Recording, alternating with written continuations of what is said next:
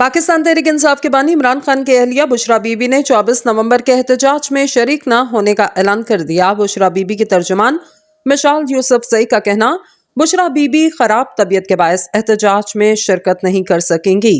जराये के मुताबिक बुशरा बीबी 1 नवंबर से सियासी सरगर्मियों में मसरूफ और 24 नवंबर की तैयारियों के लिए पार्टी रहनुमाओं की पेशावर मीटिंग्स भी अरेंज करती रहीं।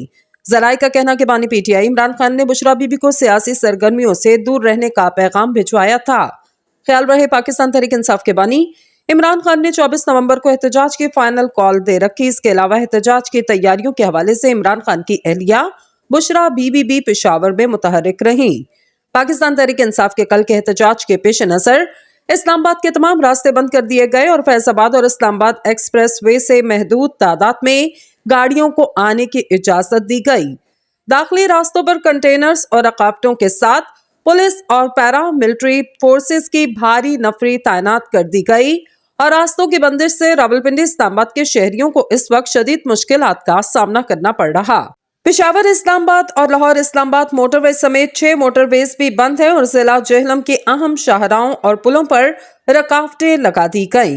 उधर वफाकी वज़ीर दाखिला मोहसिन नकवी ने पुलिस को हिदायत की कि इस बार इस्लामाबाद में कानून हाथ में लेने वाले किसी भी शख्स को वापस नहीं जाने दिया जाएगा।